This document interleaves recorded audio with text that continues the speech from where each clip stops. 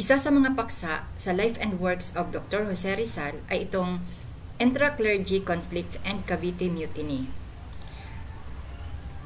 Pero this time ay pag-uusapan muna natin ang Intra-Clergy Conflict. At meron ng ilang mga terminology na kailangan nating tandaan. Monarch. This is government by king. Ibig sabihin, ang nag-rule or namamahala sa isang pamahalaan ay ang hari. Republican, ito ay isang partido ng mga liberals. Ibig sabihin, mga taong open-minded sa pagbabago. Peninsulares, they are the Spanish born in Iberian Peninsula. Ang Iberian Peninsula ay isang lugar sa pagitan ng Portugal at ng Spain. At karamihan sa mga naninirahan dito ay may dugong Espanyol. Insulares, they are the Spanish born in the Philippines. Meron ng dalawang klase ng praile noong mga panahon. Ito yung regular priest at secular priest. Regular priests are all peninsulares. They belong to religious orders like Dominican, Augustinian, Recollect, Franciscan, and Jesuit. While the secular priests are insulares, Creoles, Mestizos, Indios, and etc. Regular priests have 3 vows. Vow of poverty, ibig sabihin hindi sila pwedeng magpayaman. Vow of celibacy, hindi sila pwedeng mag-asawa. And vow of obedience to the head of the religious order. Pero yung mga Jesuits ay meron ng ika-4 na vow. Vow of obedience to the Pope. Only the Jesuits has this 4th vow. The secular priests are under the bishops or they have diocese. Council of Trent. Ito ay isang parang pagpupulong ng mga pinuno ng mga simbahan. At dito ay pinag-usapan ang magiging division of work ng mga regular priest at mga secular priest. So the role of the regular priest is to convert the people into Christians, while the secular priest will be the one to operate the parishes. Ibig sabihin, pagkatapos na ma-convert ng mga regular priest yung mga tao sa mga colonial na lugar, dapat iiwanan na nila ito doon sa kanilang mga secular priest. Bahala na yung secular priest na mamahala sa kanila. There is a clash between the regulars and the seculars.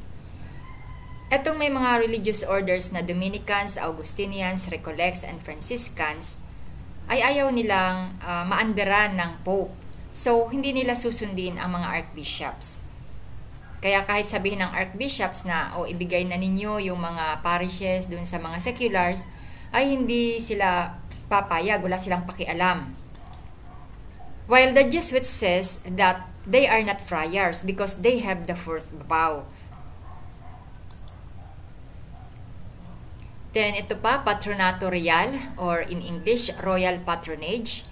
This means that the government and the church are one. So they need each other for protection and support. That's during Spanish era.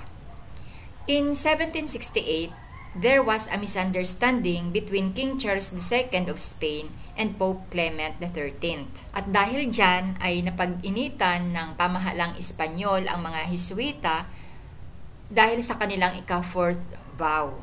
So ang nangyari, they were pulled out from the Philippines at pinabalik sila sa Spain. So their parishes were given to the Recollects.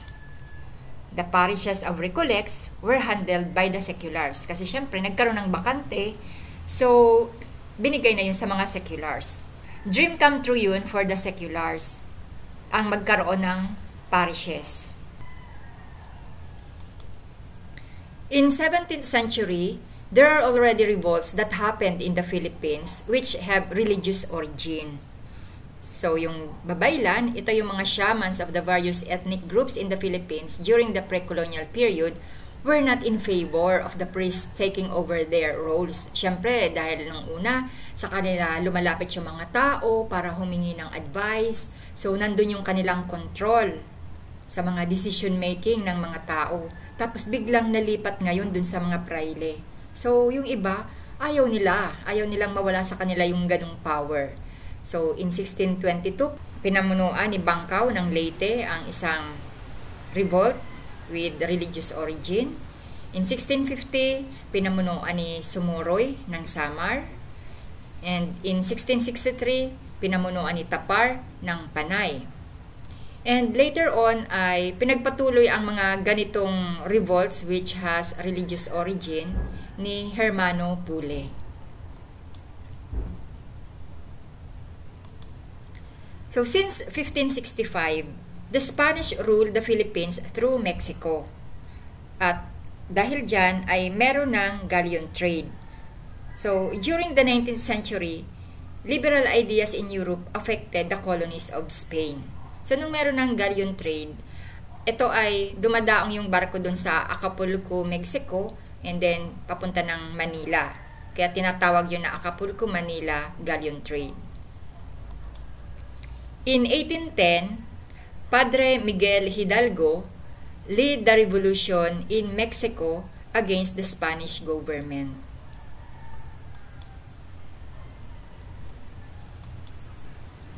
So after the Mexico's independence from Spain in 1821, Acapulco-Manila galleon trade ceased. The Philippines opened trade to the world. The opening of Suez Canal made easy for the Spanish in Iberian Peninsula to come to the Philippines kasi naging mas madali na yung pagbibiyahe. Kaya nga nagkaroon na ng mga terminology na peninsulares at insulares dito sa Pilipinas. So ito naman si Pedro Pelaez. He is the godfather of the Philippine Revolution. His father is a Peninsulares and his mother is a Creole. Ibig sabihin, mixed-blooded Spanish. He was born in 1812 in Pagsanhan, Laguna. And he was ordained as priest in 1833. So yung mga na-discuss natin ay kinakailangang tandaan ninyo dahil yan ay meron ng kaugnayan sa mga tatalakayin natin sa susunod.